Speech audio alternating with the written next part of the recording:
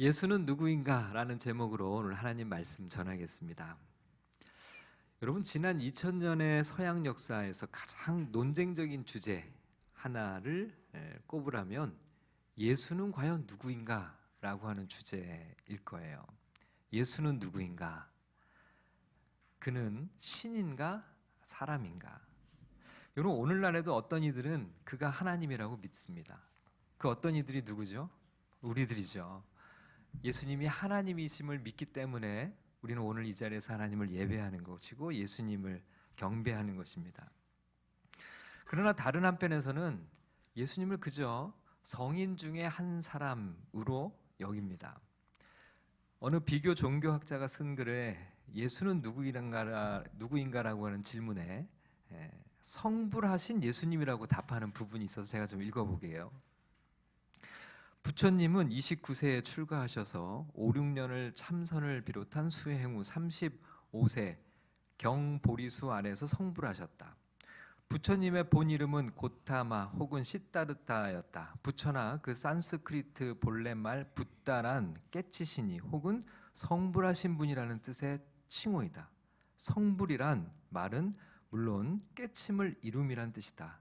나는 예수님도 분명 이에 상응하는 엄청난 종교적 체험을 하신 분이라 생각한다. 말하자면 예수님도 예수님 나름대로 성불하신 분이시다. 이렇게 적었더라고요. 성불하신 예수님을 다시 말하면 예수님도 부처님이다라는 주장을 하고 있는 거죠. 지금도 수많은 사람들은 예수님을 하나님, 신으로 인정하려 하지 않아요.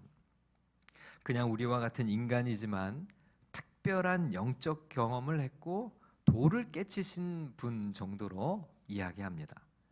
다산 뉴용모라고 하는 그런 분이 있어요. 제야인사 함석헌 선생님의 스승이기도 하고 남강 이승훈이 세운 오산학교에서 제일 처음으로 기독교 신앙을 전파하신 분이 류용모라고 하는 분인데요.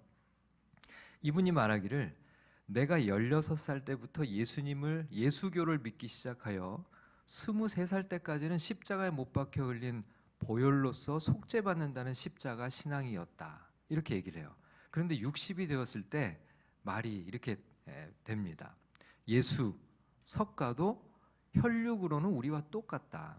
예수가 말하기를 나는 포도나무요 너희는 가지다라고 하였다고. 예수가 우리보다 월등한 것은 아니다. 몸으로는 예수의 몸도 내 몸과 같이 죽을 껍데기이지 별것이 아니다. 예수만이 혼자 하나님의 아들인가? 하나님이 주신 얼의 씨를 키워 로고스의 성령이 참 나라는 것을 깨달아 하는 사람은 누구나 모두 얼의 씨로는 하나님의 아들이다. 예수는 특별한 그런 존재가 아니고 우리도 다 특별한 존재다. 다산 류용모 선생은 예수는 우리처럼 평범한 인간으로서 특별한 깨우침을 얻으니 정도이지, 그리고 우리도 마찬가지로 그런 깨달음을 얻으면 우리도 마찬가지로 예수처럼 될 수 있다. 누구나 예수처럼 또 붓다와 부처가 될 수 있다. 그런 이야기들이죠. 예수는 하나님이 아니고 그저 우리가 본받을 선생에 불과하다는 이야기입니다. 여러분, 예수는 정말 그런 한 사람이었을까요? 그저 석가나 공자나 맹자와 같이 훌륭한 성인 중에 한 사람이었을까요? 아니면 정말 성경의 말씀처럼 유일무이한 하나님, 그리고 하나님의 아들로서 그런 존재일까요? 예수는 누구일까요? 자, 오늘 본문의 말씀 속에서 우리는 과연 예수는 누구인가를 함께 살펴보려고 합니다. 성경은 예수를 어떤 분이라고 증거하고 있는지 우리 귀 기울여 보겠습니다. 말씀 속에 성령의 은혜가 우리 모두에게 임하시기를 주님의 이름으로 축원합니다. 자, 예수는 누구인가? 첫 번째로 기억할 것은 예수는 사탄을 굴복시키신 하나님이라는 것입니다. 여러분, 오늘 본문 말씀을 보면 악한 귀신 들린 한 사람이 등장하는데요. 23절의 말씀을 같이 읽어보겠습니다. 시작. 마침 그들의 회당에 더러운 귀신 들린 사람이 있어 소리질러 이르되. 자, 여러분, 하나님을 믿지 않는 사람들은 이런 영적인 존재도 잘 믿으려고 하지가 않죠. 여러분, 소망교도소 부소장이신 박효진 장로님이 쓴 어느 책에 아주 재미난 이야기가 있어서 제가 한번 소개해 드릴게요. 자, 박효진 장로님이 어릴 때 경험을 이렇게 적었어요. 내가 중학생 때 대구에서 대학교에 다니던 가까운 친척 규호 아재가 낙동강에 빠져 죽은 사고가 일어났다. 장마로 홍수가 지는 바람에 열흘 뒤에야 꽤 먼 곳에 다리 난간에 걸린 시체가 간신히 발견되어 그의 아버지와 우리 아버지가 급히 내려가서 근처에 묻어주었다. 그런데 그 사건 이후 아재의 집에 어려움이 끊이질 않았다. 가족들이 중병에 시달리고 가세가 급격히 기울자 답답한 마음에 점을 보면 번번이 죽은 아들의 원한 때문에 라는 점괘가 나오니 기가 찰 노릇이었다. 하는 수 없이 아재의 부모는 전라도에 아주 용한 영매가 있다는 소문을 듣고 찾아가서 90세가 넘어 말이 어눌하고 앞도 잘 못 보는 호호 할매 무당을 데려와 한풀이 구술했다. 무당은 우선 죽은 혼백을 모셔와야 한다며 낙동강 사고 현장으로 모두를 데리고 갔다. 그러고는 깨끗한 쌀을 소복이 담은 밥사발을 삼배로 여러 겹 돌돌 싸서 긴 끈을 매달아 아재가 빠져 죽은 그 자리 깊은 물속에 들이우더니 한참 구판을 벌인 후 끄집어 올려 풀어보았다. 그런데 놀랍게도 쌀 안에 머리카락 새 올이 박혀 있는 게 아닌가. 말총처럼 삐죽삐죽 서는 규호 아재의 억센 머리카락이 틀림없었다. 그것을 싸들고 다시 대구로 와서 구술하는데 드디어 할매 무당에게 신이 내렸다. 몸을 한 차례 부르르 떨고 난 무당의 입에서 걸쭉한 규호 아재의 음성이 흘러나왔다. 이 규호 아재의 음성을 흉내내기는 좀 제가 어려워서 그냥 대충 읽어볼게요. 어이 춥다. 아이고 추워라. 나는 추운 땅 속에 처박아 놓고 너희들은 뜨신 방에서 이불 덮고 자재? 내가 너희들 가만히 안 둘 기다. 총각 장례라 별다른 절차 없이 대충 시신을 광목으로 싸서 땅에 파묻은 것을 알고 있는 터라 모두 잘못했다고 손이 닳도록 싹싹 빌어댔다. 그러자 무당의 조수가 돈을 놓고 빌라고 윽박질렀다. 어린 마음에도 나는 이상한 생각이 들었다. 왜 귀신이 돈이 필요할까? 겁에 질린 사람들이 돈을 잔뜩 쌓아놓고 한참 빌고 나니 그의 음성이 한층 누그러들었다. 그래, 너희들도 사정이 있었겠지. 엄매 아베, 내가 한강에서 스케이트 타다 빠져 죽은 17살짜리 처자를 알게 됐는데 결혼식으로 올려주소. 그람은 이제 집에 우환이 없을기요. 그 말에 혼비백산한 식구들은 부랴부랴 결혼식 준비를 서둘렀다. 비단으로 휘황찬란하게 마당을 꾸미고 인형 2개를 만들어서 맞절을 시키고 나니 무당이 다시 입을 열었다. 어메, 그래 규호야 와. 내가 이제 결혼도 하고 마음이 풀렸으니 내가 가야 할 곳으로 갈 기다. 그런데 친구 누구한테 돈 5만 원 빌린 것을 못 갚았으니 대신 갚아주소. 그러고 규봉아, 그 이제 동생이었대요. 규봉아, 광에 있는 교육학 개론책에 돈 3만 원 들었으니 너 가져라. 근데 확인해 보니까 진짜 그 친구한테도 5만 원을 빌렸고 또 그 교육학 개론책 안에 3만 원이 들어 있었대요. 여러분, 사실 이 죽은 자의 영혼이 귀신이 되는 게 아니고요. 사실은 악한 영이 이 사탄의 죽은 자 행사를 하면서 자신을 숭배하게 하는 거죠. 여러분, 이렇게 사탄의 존재, 이런 영적인 존재가 있다는 것을 여러분은 믿으세요? 사실 하나님을 믿는 우리들은 하나님에게 대적하는 이런 어둠의 영이 있다는 것을 우리는 알고 있죠. 여러분, 사탄은 어떤 존재일까요? 이 세상에서는 이런 사탄을 대적할 수 있는 사람이 있을까요? 이런 사탄의 지식과 지혜에 맞설 수 있는 사람이 있을까요? 사탄은 인간의 지혜와 능력을 훨씬 능가하는 존재죠. 사탄은 감히 하나님의 자리를 넘보는 그런 영적인 세력입니다. 여러분 오늘 본문에서 사탄이 어떤 존재인지를 너무 잘 보여줘요. 예수님께서 제자들과 함께 안식일에 회당을 찾았습니다. 그리고 거기서 예수님이 가르치시거든요. 여러분 회당이 성전은 아니지만 함께 모여서 성경을 읽고 해석하고 가르치는 곳이잖아요. 그리고 오늘날에 이 주일 우리 예배드리고 성탄절 이렇게 예배드리는 이 예배당의 형태가 회당의 형태랑 가장 유사합니다. 그리고 안식일의 회당 모임에 가장 비슷한 게 우리 예배 모임의 형식이에요. 근데 아무튼 회당은 하나님의 백성들이 모여서 하나님의 말씀을 읽고 배우고 예배하는 곳인데요. 그런데 이곳에 가만히 들어온 사람이 있었는데 성경은 악한 귀신 들린 사람이라고 말하고 있어요. 그러니까 여러분 이런 곳에 우리가 예배드리고 있는데 악한 귀신 들린 사람이 이 사탄의 영에 사로잡혀서 예배 자리에 와 있다는 거예요. 그리고 23절 말씀을 다시 한번 읽어볼까요? 시작. 마침 그들의 회당에 더러운 귀신 들린 사람이 있어 소리 질러 이르되. 여러분 여기 보니까 회당에 있다는 거예요. 회당에. 안식일에 회당 안에 사탄이 들어와서 예수님의 가르침을 지금 사탄이 듣고 있어요. 뭐라고 하나 이렇게 듣고 있는 거죠. 그리고 예수님의 가르침이 마칠 때까지 사탄은 잠자코 기다리고 있어요. 아무 일 없는 듯이. 여러분 사탄이 얼마나 대범한 존재인지 우리가 엿볼 수 있어요. 영화 보면 십자가만 보면 막 귀신이 무서워하는데 여기 보니까 이 사탄은 예배 자리에 와서 예수님 앞에 앉아 있어요. 그리고 예수님의 말을 듣고 있어요. 그러다가 때를 기다렸다는 것이 이렇게 외칩니다. 24절을 읽어보겠습니다. 시작. 나사렛 예수여 우리가 당신과 무슨 상관이 있나이까? 우리를 멸하러 왔나이까? 나는 당신이 누구인지를 아노니 하나님의 거룩한 자니이다. 여러분 사탄은 예수가 누구인가를 지금 정확하게 알고 있습니다. 하나님께서 보내신 거룩한 분이라는 말은 예수가 하나님의 사랑하는 아들이라는 뜻이겠죠.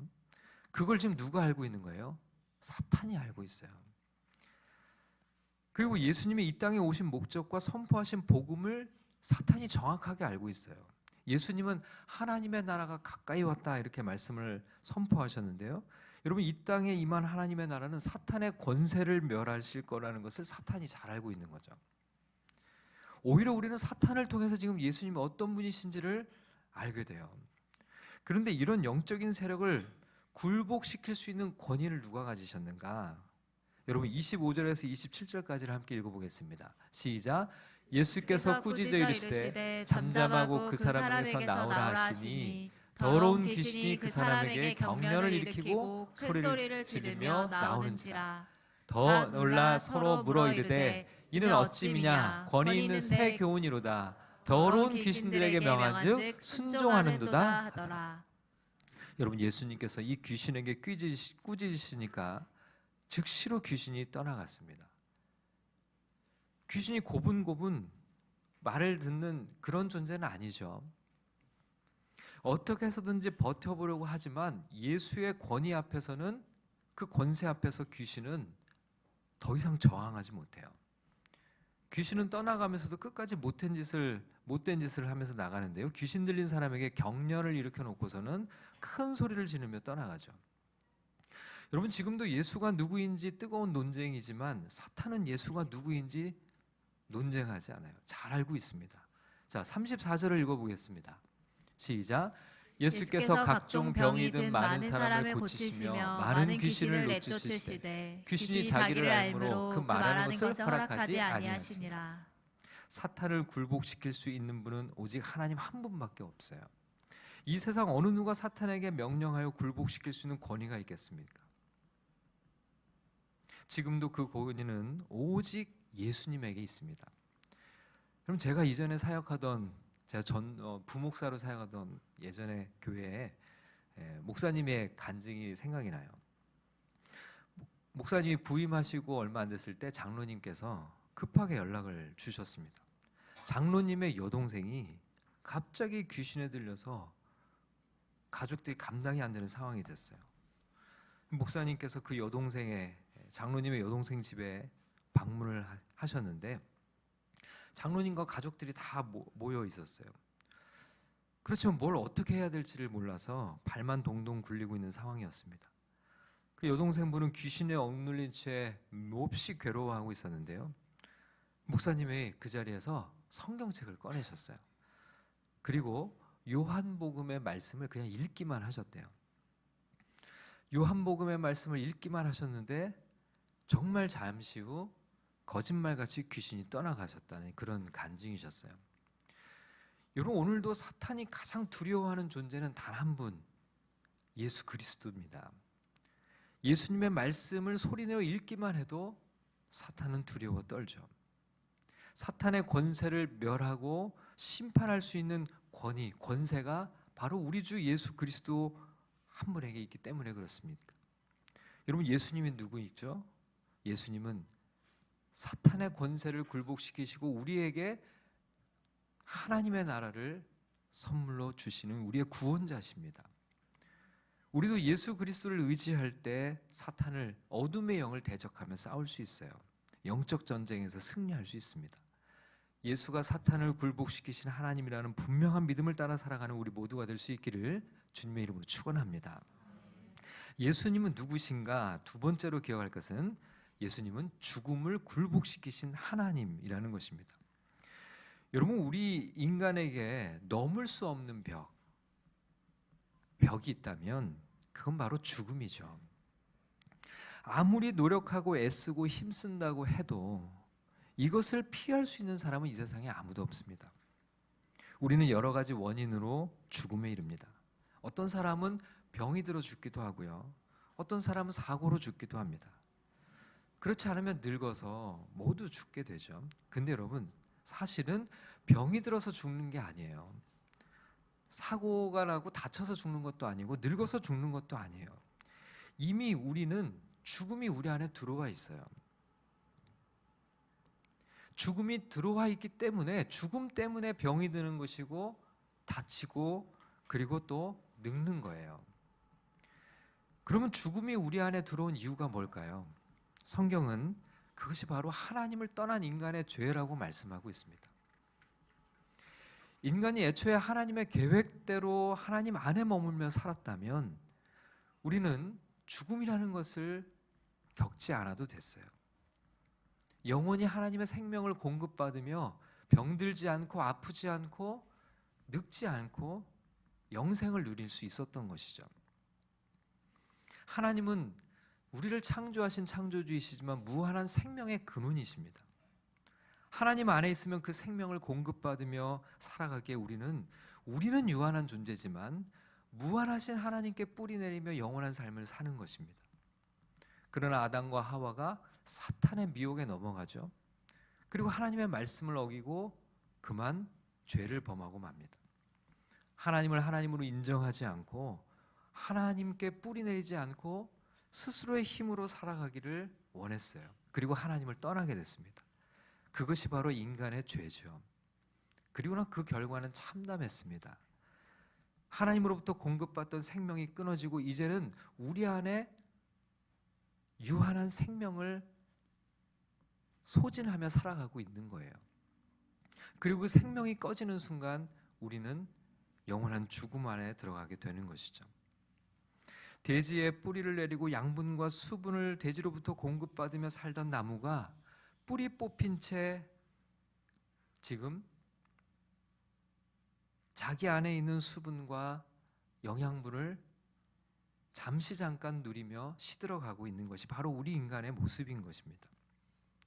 이것이 바로 성경이 말씀하는 죄와 죽음이죠. 피조물인 인간이 창조주요 무한한 생명의 공급자가 되시는 하나님을 거부하고 떠난 것이야말로 가장 무서운 죄이고 그리고 그게 바로 죽음이라고 성경이 말씀하고 있습니다. 그렇기 때문에 인간이 다시금 하나님께로 돌아가는 것이야말로 구원의 본질이라고 할 수 있어요. 하나님께로 돌아가는 것. 그거 외에는 다른 것 모든 것은 일시적인 잠시 잠깐의 효과가 있을지 몰라요. 여러분, 뿌리가 뽑힌 채 놓여져 있는 나무에 스프레이를 가지고 물을 잠시 뿌려주면 잠시 잠깐 조금 더 그 푸르름을 연장시킬 수 있을지 몰라요. 그러나 그 나무는 죽음을 피할 수는 없는 것이죠. 여러분, 인간이 하나님께로 그럼 돌아가기 위해서 어떻게 해야 할까요? 하나님을 거부하고 배반한 인간의 죄를 해결하지 않고서는 불가능한 일입니다. 하나님은 우리를 사랑하시지만 정의로우신 분이기 때문에 죄의 문제를 해결하지 않고서 인간은 하나님께로 나아갈 수 있는 길이 없어요. 그래서 하나님의 아들 예수 그리스도가 우리 가운데 오신 것입니다. 죄 없으신 하나님의 아들 예수 그리스도께서 인간이 되어 우리 가운데 오셔서 인간의 죄를 대신 담당하심으로 이제는 우리가 예수 그리스도를 믿기만 하면 다시금 하나님께로 나아가 하나님의 자녀가 될 수 있는 구원의 길이 열리게 된 것이죠. 여러분, 복음서에 등장하는 예수님의 많은 치유 사건들은 바로 예수가 죽음을 굴복시키시고 우리에게 영원한 생명을 안겨줄 수 있는 하나님의 구원자라는 것을 상징적으로 보여주는 장면들입니다. 여러분, 29절부터 31절까지의 말씀을 같이 읽어보겠습니다. 시작. 회당에서 나와 곧 야고보와 요한과 함께 시몬과 안드레의 집에 들어가시니 시몬의 장모가 열병으로 누워 있는지라 사람들이 곧 그 여자에 대하여 예수께 여짜온대 나아가사 그 손을 잡아 일으키시니 열병이 떠나고 여자가 그에게 수종드니라. 여러분, 우리 인간이 스스로 넘을 수 없는 가장 궁극적인 한계, 지금 베드로의 장모는 그 죽음의 문턱에 있었어요. 근데 예수님이 그 죽음의 문턱에서 다시 생명으로 일으키시는 것을 통해서 예수님이 어떤 분이신지를 우리에게 말씀하고 있는 거죠. 예수님은 어떤 분이신가? 예수는 죽음을 이기시고 죽음을 굴복시킬 수 있는 하나님인 것입니다. 하나님을 믿고 예수님을 믿고 따르면 우리도 죽음의 권세를 이기게 된다는 것이죠. 여러분, 하나님께로 돌아가 그분의 생명을 공급받으며 영원한 행복을 누리는 그런 믿음의 삶을 우리 모두 살아갈 수 있기를 축원합니다. 자, 예수는 누구인가? 마지막으로 기억할 것은 예수는 우리에게 귀 기울이시는 하나님이라는 사실입니다. 여러분, 예수님은 사탄과 죽음을 굴복시키신 하나님이세요. 그렇게 위대한 하나님이 우리같이 보잘것없고 작고 연약한 이들의 목소리에 귀를 기울이신다는 겁니다. 여러분, 30절 말씀을 다시 한번 읽어보겠습니다. 시작. 시몬의 장모가 열병으로 누워있는지라 사람들이 곧 그 여자에 대하여 예수께 여짜온대. 자, 우리는 여러분 이 말씀을 좀 주목해 봐야 돼요. 사람들은 열병으로 누워있는 베드로의 시몬의 장모의 사정을 예수님께 말씀드렸어요. 그 말씀을 들으신 예수님께서 어떻게 반응하셨을까요? 31절을 같이 읽겠습니다. 시작. 나아가사 그 손을 잡아 일으키시니 열병이 떠나고 여자가 그들에게 수종드니라. 여러분, 사람들로부터 베드로의 장모의 그 어려운 사정을 들으셨어요. 예수님께서 그 사정을 다 듣고 시몬의 장모에게 다가가셔서는 손을 잡아 일으켜 주셨어요. 죽음의 문턱에서 일으키신 거죠. 그러자 죽음의 그림자가 떠나가고 그 여자는 일어나 예수를 섬기게 되었습니다.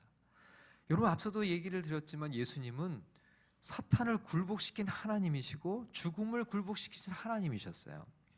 그런데 여러분, 더 놀라운 것은, 우리에게 더 놀라운 것은 그런 하나님이 우리 한 사람 한 사람의 사정에 귀를 기울이신다는 거예요.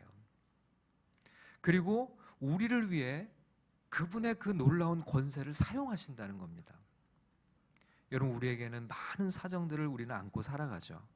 그러나 어떤 것이든지 우리의 사정을 우리가 주님께 아뢰면 주님은 우리의 목소리에 귀를 기울이시는 하나님이라는 거죠. 어떤 것이든지 우리는 예수님께 말할 수 있어요. 그리고 어떤 것이든지 말하면 주님은 우리의 말에 귀를 기울이시고 우리를 도우신다는 겁니다. 시몬의 장모를 죽음의 문턱에서 일으키셨듯이 우리를 건지실 거예요. 사탄을 멸하시고 죽음을 굴복시키신 능력의 하나님, 예수님께서 우리도 일으켜 주실 것입니다. 예수가 누구시죠? 우리에게 귀 기울이시는 하나님입니다. 우리의 어떠한 사정도 말씀드릴 수 있는 든든한 친구와 같은 그런 하나님이십니다. 어떤 형편에서도 우리를 건지시고 일으킬 수 있는 능력의 하나님이십니다. 바로 예수님은 그런 하나님이십니다. 그 예수님을 믿고 바라보며 의지하며 살아가는 하나님의 백성들이 모두 되시기를 주님의 이름으로 축원합니다.